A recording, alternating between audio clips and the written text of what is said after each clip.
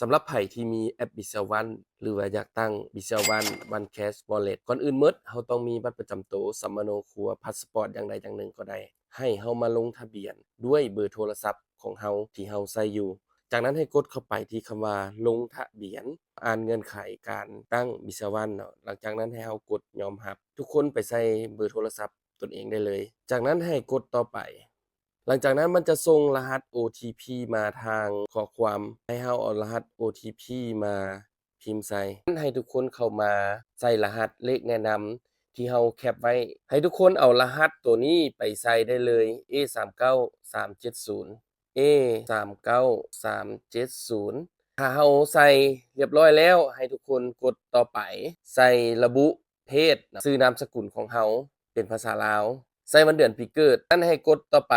ใส่แขวงเมืองที่เราอยู่ตามบัตรประจำตัวของเราตามพาสปอร์ตของเราหลังจากนั้นให้ใส่รหัสผ่านจากนั้นให้กดต่อไปจากนั้นให้เราลงทะเบียนสแกนหน้ากรุณาปฏิบัติตามคำแนะนำจัดใบหน้าให้กดภาพตาดีไลน์อ้าปากหลังจากนั้นให้กดต่อไปพิมพ์ว่าคนลาวหรือว่าเป็นคนต่างประเทศเราก็สามารถเลือกได้คนลาวเราสิลงด้วยหยังพาสปอร์ตบ่บัตรประจำตัวหรือสำมโนครัวให้เราเลือกอย่างใดอย่างหนึ่งบัตรพระสงฆ์บัตรนักศึกษาก็ได้ตัวนี้จะลงด้วยพาสปอร์ตกดพาสปอร์ตจากนั้นให้เราไปเอาเลขที่พาสปอร์ตมาใส่ได้เลยให้เราใส่วันเดือนปีของเอกสารให้เราถ่ายรูปพาสปอร์ตหลังจากถ่ายรูปพาสปอร์ตแล้วให้เราถ่ายรูปพร้อมจับพาสปอร์ตหลังจากที่เราถ่ายรูปคู่กับพาสปอร์ตแล้วให้กดบันทึกไปเลยเราถ่ายรูปพาสปอร์ตหรือเราถ่ายจับคู่กับพา